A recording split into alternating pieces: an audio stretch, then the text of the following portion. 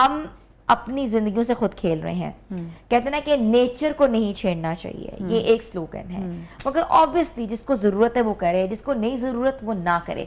तो शर्लिन चोपड़ा की एक स्टेटमेंट जो आई वो बहुत वायरल हुई। हमने सोचा कि आज हमने शो का हिस्सा बनाए कि ब्रेस्ट इम्प्लांट्स नहीं कराने चाहिए, उनको करा के लगता है कि वो इजाफी बोझ लेके अपनी जिंदगी के साथ चल रही हैं। आप क्या कहेंगी? देखिए है ना, इसमें हम हमेशा से बात ये करते हैं कि नीड क्या है आपकी, क्या आपको रियली किसी चीज़ की ज़रूरत है। आपको अगर एक चीज़ की नीड है, अगर आपको आपकी बॉडी के अंदर, अल्लाह पाक ने हमें कंप्लीट बनाया है अल्हम्दुलिल्लाह, अगर आपकी बॉडी के अंदर कोई ऐसा डेफिसिट है, अगर आपकी बॉडी के अंदर कोई ऐसी कमी है जिसकी वजह से आपको लगता है आपकी पर्सनैलिटी ख़राब हो रही है, जिसकी वजह से आपको लगता है कि आपका फ्यूचर लाइफ ख़राब हो सकती है, तो उसमें चेंजेस करवाना, लेकिन वो भी मेडिकल उसके अंदर रह के, लिमिटेशंस में रह के, कोई बुरी बात नहीं है। हम बिल्कुल इसको कर सकते हैं। कोई इसमें ऐसा हार्म तब होता है जब आप किसी भी चीज को एक्सेस में करवाएं। लेकिन अगर आपकी वो नीड ऑफ टाइम है, आपका लाइफस्टाइल खराब हो रहा है, आपका प्रोफेशन खराब हो रहा है, उसकी वजह से आपकी जिंदगी खराब हो रही है, तो किसी भी मेडिकल प्रोसीजर को अंडर मेडिकल सुपरविजन करवाने में कोई हार्म नहीं है। जहां तक आप बात कर रही हैं एक्ट्रेस शर्लिन की, बेसिकली ये वो लोग होते हैं सेलिब्रिटीज जिनको टिप टू टो अपनी पूरी बॉडी को परफेक्ट रखना होता है, राइट। सो इनके लिए क्योंकि फिगर बहुत इंपॉर्टेंट होती है डेफिनेटली, सो अपनी फिगर को किसी भी तरीके से इन्हेंस करवाना इनके प्रोफेशन का हिस्सा है। अगर for the like some need उन्होंने वो करवाया और उसके बाद उन्हें लगा कि अब वो अनकंफर्टेबल है, तो this is also her choice कि वो उसे रिमूव करवा सकती हैं। लेकिन इन फ्यूचर के लोगों को डेफिनेटली वो अपना एक्सपीरियंस शेयर कर रही हैं कि उन्हें ये लग रहा है कि वो एक इजाफी बोझ साथ लेके घूम रही हैं।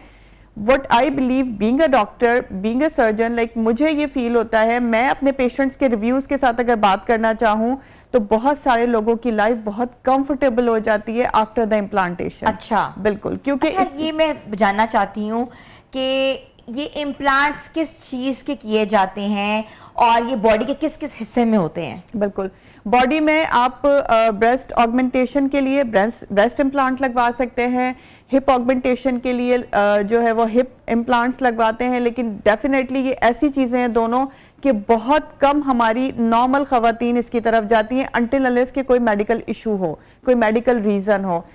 वरना ज़्यादातर सेलिब्रिटीज़, मॉडल्स और ऐसे लोग जिन्हें अपनी प्रोफेशनल लाइफ में इन चीज़ों की ज़रूरत होती है, अपीरेंटली उन्हें लगना होता है, उनकी फिगर को परफेक्ट लगना होता है, वो लोग ये काम करवाते हैं।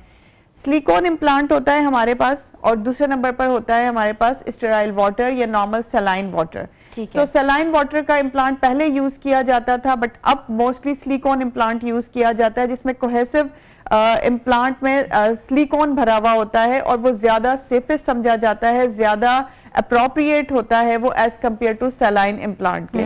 प्रीवियसली सलाइन इम्प्लांट यूज किए जाते थे, बट उसमें ये होता था कि आपको स्कार कम देना होता था और आपको आफ्टर इम्प्लांट यानी स्कार देने के, कट देने के बाद आपको फिर इम्प्लांट लगाया जाता था और बाद में उसे फिल किया जाता था, जो पहले वाला इम्प्लांट था। बट अब जो सिलिकॉन इम्प्लांट है उसमें थोड़ा सा कट हमें बढ़ा देना पड़ता है। क्यों? क्योंकि वो ऑलरेडी फिल्ड इम्प्लांट होता है। आपकी साइज के मुताबिक पेशेंट का हमने देखना होता है कि वो थिन है, लीन है, कैसा पेशेंट है, बहुत ज्यादा फैटी है ऑलरेडी, हमने अकॉर्डिंगली साइज डिसाइड करना होता है और फिर हम उस इम्प्लांट को ब्रेस्ट में लगाते हैं। डॉक्टर कंवल ये बताइएगा कि इम्प्लांट्स जो लोग कराते हैं, ब्रेस्ट इम्प्लांट्स कराते हैं, तो क्या वो बहुत लीन होते हैं, ओबीस होते हैं, किन किन को जरूरत होती है? और आजकल हमने जो बॉडी शेपिंग की बात कर रहे हैं, साइज फिगर की बात कर रहे हैं, तो किस साइजेस के ऊपर इम्प्लांट्स लगाए जाते हैं? देखिए, अगर आप बात कर रही हैं कि इंडिकेशन क्या है, मैं तो इसे इंडिकेशन कहूंगी कि किस कंडीशन में आप ब्रेस्ट इम्प्लांट करवा सकते हैं। मैं आपके सवाल को ऐसे लूंगी, राइट। तो हमारे पास कुछ कंडीशंस ऐसी हैं, मेडिकल कंडीशंस ऐसी हैं जिनमें हमें नीड होती है कि हम अपने पेशेंट, हमारे पास डिमांड से आते हैं, बहुत सारी ऐसी फीमेल पेशेंट होती हैं, जैसे एक डिजीज होती है जिसे हम कहते हैं ट्यूब्यूलर, उसमें ब्रेस्ट होता है, लेकिन उसमें ब्रेस्ट का जो साइज है वो ना होने के बराबर होता है। उसके अलावा भी हमारे पास 2-3 मेडिकेटेड ऐसी डिजीजेज हैं जिनमें ब्रेस्ट आपका साइज होता ही नहीं है। अब आगे उनकी सोशल लाइफ उससे खराब हो रही है। बहुत सारी बच्चियों की शादियां नहीं हो पाती इस रीजन की वजह से। वो चाहती हैं कि शादी से पहले वो अपना ब्रेस्ट इम्प्लांट करवा लें। नंबर 2, बहुत सारे पेशेंट्स ऐसे हैं जिनको ब्रेस्ट कैंसर हुआ और उसकी वजह से उनका ब्रेस्ट रिमूव कर दिया गया, यंग पेशेंट है, लेकिन अब उनके लिए आगे की लाइफ है इतनी बड़ी, डेफिनेटली ये हमारी जिंदगी का एक इम्पॉर्टेंट हिस्सा है, हमारी बॉडी का एक इम्पॉर्टेंट हिस्सा है। सो उसके लिए ब्रेस्ट इम्प्लांट करवाए जाते हैं। नंबर 3 पे वो लोग ब्रेस्ट इम्प्लांट करवाते हैं जिनके ब्रेस्ट में एसिमेट्री होती है, यानी कि आपके दोनों ब्रेस्ट का साइज प्रॉपर बराबर नहीं होता, वो लोग ब्रेस्ट इम्प्लांट की तरफ आते हैं। नंबर 4 वो लोग आते हैं जिनके प्रोफेशन में इस चीज की नीड होती है, सेलिब्रिटीज हैं, मॉडल्स हैं, और बहुत सारे प्रोफेशंस ऐसे हैं जिसमें उनको अपना फिगर प्रॉपर रखना होता है। तो ये वो सारी इंडिकेशन है जो ब्रेस्ट इम्प्लांट करवाते हैं। अब कौन लोग कब करवा सकते हैं, तो हम एज ग्रुप की बात करेंगे तो ऐसे बहुत सारे लोग हैं, जैसे सिलिकॉन इम्प्लांट हमारे पास है, वो 22 इयर्स से अबव वाली हर फीमेल करवा सकती है। ठीक है। और ये जो इम्प्लांट्स की जो मुद्दत है या पीरियड है, ये कितने साल तक वैलिड होती है? 10 to 20 इयर्स का टाइम पीरियड हमारे पास होता है। पहले जब सलाइन इम्प्लांट हम करवाते थे उसमें ये था कि उसमें रप्चर होने का खतरा ज्यादा रहता था, यानी कि वो अंदर फट जाते थे, उसमें जो सलाइन भरा होता है वो रप्चर हो जाता था, तो वो जरा हमारे लिए डेंजरस था। बट ये जो सिलिकॉन इम्प्लांट है इनका लेस चांसेस है, चांसेस डेफिनेटली हर एक ऐसी मेडिकल डिवाइसेस के होते हैं जो आप बाहर से इम्प्लांट कर रहे हैं, उसके लिए आपको फॉलो अप रखना पड़ता है। सो आप 10 to 20 इयर्स का मार्जिन रख सकते हैं, लेकिन इन बिटवीन पेशेंट्स को फॉलोअप की जरूरत होती है। लाइक ईयरली वो अपना करवा सकता है, ब्रेस्ट मैमोग्राम करवा सकता है, MRI करवा सकता है, अल्ट्रासाउंड करवा सकता है, बिकॉज ये वो सारी हमारे पास प्रोसीजर्स होते हैं, ऐसी सारी हमारे पास ये लैब्स होती हैं जिसके जरिए हम अपने पेशेंट के इम्प्लांट को देख सकते हैं, उसका फॉलोअप कर सकते हैं कि कोई इन्फेक्शन तो नहीं डेवलप हो रहा, कोई रप्चर का खतरा तो नहीं है, या उसकी वजह से कोई एब्नॉर्मलिटी तो क्रिएट नहीं हो रही है। तो आपने बड़ी अजीब सी बात बताई है कि ब्रेस्ट अगर इम्प्लांट कराया हो और वो सलाइन बेस्ड हो, फट जाए तो it can be life threatening as well. बिल्कुल ऐसे ही है। इन्फेक्शन के चांसेस हो सकते हैं, और वो इन्फेक्शन जैसे कि हर सर्जरी में इन्फेक्शन डेंजरस होता है, उसी तरीके से ब्रेस्ट इम्प्लांट की सर्जरी में भी इन्फेक्शन डेंजरस होता है, लाइफ थ्रेटनिंग हो सकता है। सो फॉलो अप की नीड बहुत होती है जो लोग भी जाते हैं इसकी तरफ। अच्छा, मुझे बताइएगा कि इम्प्लांट्स लगवाने के बाद आपका जो लाइफस्टाइल है वो बदलता है, आप वर्जिश कर सकते हैं, या क्या क्या एहतियाती तदबीर आपको करनी चाहिए, क्योंकि आपने इम्प्लांट्स कराए हुए हैं ब्रेस्ट के ऊपर भी और हिप एरिया के ऊपर भी। देखिए, जो भी लोग इम्प्लांट करवाते हैं उसमें हम कुछ चीजें हमें देखनी होती हैं कि इम्प्लांट से पहले क्या उसकी फिजिकल मेडिकल कंडीशन इस तरह की है कि हम उसमें इम्प्लांट कर सकें। नंबर 1 तो ये है, वो कैरी कर सकता है इस चीज को मेंटली, फिजिकली, सोशली, क्या वो कैरी कर सकता है। इन चीजों के लिए हमें फर्स्ट अपीयरेंस में ही पेशेंट को देखना होता है। आफ्टर केयर, हर सर्जरी के बाद जो आफ्टर केयर होती है, बिकॉज आप ये समझें कि आपने अपने ब्रेस्ट, अपने पूरी बॉडी में किसी चीज का इजाफा करवाया है, तो उसे कैरी करने के लिए आपको मेंटली भी प्रिपेयर होना पड़ता है, क्योंकि एक्सेप्टेबिलिटी आनी चाहिए, एक्सेप्टेबिलिटी आप में भी आनी चाहिए और आपकी सोशल एनवायरनमेंट में भी आनी चाहिए। सर्जरी के लिए जो भी एहतियात करनी होती है, लाइक वीक के लिए हम एहतियात बताते हैं, कुछ स्टिचेस होते हैं जो आफ्टर अ वीक हमें रिमूव करने होते हैं, ये चीजें, ये एहतियात। रेस्ट बताते हैं, आपने झुकना नहीं है, आपने रेस्ट करना है, ज्यादा से ज्यादा हाइजीन का ख्याल रखना है, इन चीजों की बहुत एहतियात होती है। बाद में आप जैसे कह रही है लाइक वीक और 15 डेज के लिए हम एक्सरसाइज और किसी भी हैवी वर्क के लिए मना करते हैं, उसके बाद हम अपनी नॉर्मल रूटीन में, जैसे आपके स्टिचेस ठीक हो जाते हैं, आप अपनी नॉर्मल रूटीन में आ जाते हैं। डॉक्टर कमल, ये तो आपने देखा होगा with the passage of time, जिस तरह सोशल मीडिया आए हैं, टिकटॉक्स आए हैं, डिफरेंट एप्स आए हैं, तो लोगों की पर्सनालिटी शेप होना शुरू हो गई है। लोग जो पहले थे वो अब नहीं नजर आते। पहले एक नॉर्मल जिंदगी का बंदा था, अच्छा लगना, मेकअप करना, अच्छा लाइफ से अच्छे कपड़े, मगर अब सर्जरीज, बोटॉक्स हुए में पूरे पूरे मुंह पे, थ्रेड्स हुए में, फिलर्स हुए में, इम्प्लांट्स हो रहे हैं और वो नजर आ रहा है। तो आप नेचर से क्यों दूर जा रहे हैं? मेरा सवाल ये है, why can't we age with a grace? देखें, हमेशा मैं इस चीज को फेवर करती हूँ कि जब भी एजिंग प्रोसेस आपका स्टार्ट होना, यू शुड बी लाइक, आपको एज होना चाहिए लेकिन ग्रेसफुली। ठीक है, ऐसा नहीं है कि हम लोग नेचर के अगेंस्ट जाके अपने आप को परफेक्ट रख सकते हैं, आपको नेचर में ही रहना पड़ता है। बट अब बोटॉक्स, फिलर्स, इम्प्लांट्स या किसी भी ऐसी चीज की जरूरत जो कि हमारे एजिंग प्रोसेस को स्लो डाउन कर देती है, जो कि हमारे एजिंग प्रोसेस को थोड़ा सा रोक देती है कुछ टाइम के लिए, कुछ उसमें इंप्रूवमेंट ले आती है, उस हद तक उसमें कोई बुराई नहीं है जब तक कि वो अंडर नेचुरल कंडीशंस रहें।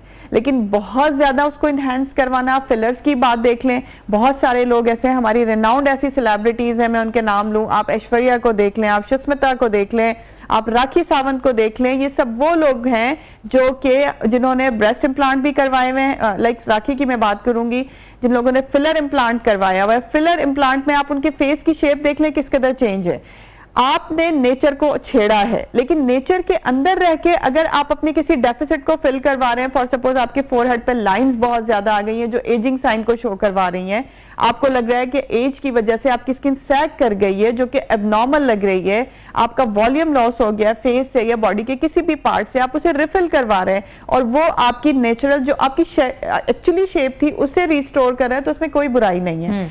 नेचर को आप छेड़े ना, लेकिन नेचर में आप कुछ ना कुछ इंप्रूवमेंट अपनी बॉडी में ला सकते हैं, बट अगेंस्ट द नेचर नहीं, नेचुरल रहते हैं। सवाल मैं पूछूंगी आपसे, मतलब कि हमेशा से खवातीन को शौक था साइज 0 का, स्मार्ट, लीन, साइज 0, मगर अब ये ट्रेंड बदल गया है। आपने देखा होगा सोशल मीडिया पे अब ज्यादा हैवी बल्कि खवातीन जो है वो सबसे ज्यादा पसंद की जाती हैं, और इवन कि हमारे सोशल नॉर्म्स के अंदर जितनी खवातीन आती है रिश्तों के लिए, हाय हाय लड़की तो बड़ी पतली है, बड़ी सूखी सी, तो अब जो लड़कियां हैं थोड़ी भर गई हुई हैं, तो ये क्या ट्रेंड एकदम से ड्रिफ्ट हुआ है? देखिए ना, ट्रेंड तो आपको पता है कि लोगों की मेंटालिटी के साथ चेंज होता है। जैसे जैसे लोगों की मेंटल अप्रोच जो है वो चेंज होती है, खास तौर पे खवातीन को, लड़कियों को अपने आप को अकॉर्डिंगली चेंज करना पड़ता है। जो थिन लीन खवातीन है ना, उनका दौर आज भी है। लोग आज भी स्लीक होना, फिजिकली आपको फिट होना, स्मार्ट होना लोग पसंद करते हैं और उसके लिए जतन कर रहे हैं, बहुत सारी कोशिशें कर रहे हैं। हमने डिफरेंट प्रोग्राम्स में बात की है कि लोग पतला होने के लिए किसी भी हद तक गुजर जाते हैं, राइट?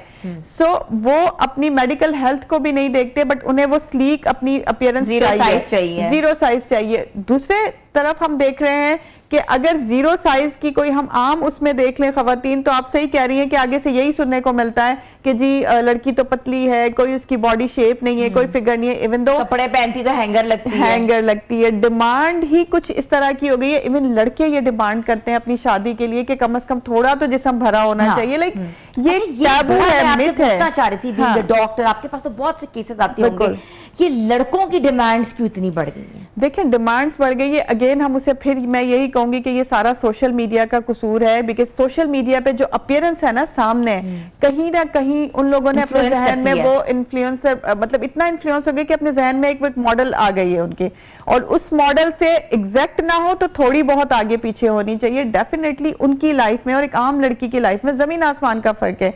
तो सोच हमने चेंज करनी है, अपनी सोच बेसिकली मुआशरे की चेंज होने वाली है। सोशल मीडिया के इन्फ्लुएंस ने जहां बहुत सारे फायदे दिए हैं, मैं कहती हूं उससे कहीं ज्यादा नुकसानात दिए हैं, क्योंकि वो बेसिकली सोशल मीडिया के इन्फ्लुएंसर्स को देख के वो सारी अपीयरेंस, वो सारी लुक एक आम घरेलू लड़की में देखना चाहते हैं लोग। उसके लिए डेफिनेटली लड़कियां अपने आप को चेंज कर रही हैं। लड़कियों में अब बहुत ज्यादा, आप सोचें कि पहले सेलिब्रिटीज, मॉडल्स अपने आप को चेंज करना चाहती थी इम्प्लांट्स की तरफ, फिलर्स की तरफ, बोटॉक्स की तरफ। मोस्टली हमारे पास वो लोग आते थे, ठीक है, जो सोशल मीडिया को फेस करते हैं, जो कि कैमरे के लोग थे, बट अब ऐसा नहीं है। अच्छा, आप बिलीव करें, बहुत सारी घरेलू खवातीन आने लगी हैं इन चीजों के लिए कि उन्हें ब्रेस्ट इम्प्लांट करवाना है, उन्हें फिलर्स डलवाने हैं, बोटॉक्स करवाना है, थ्रेड लिफ्ट करवाना है under the natural condition. This is all normal.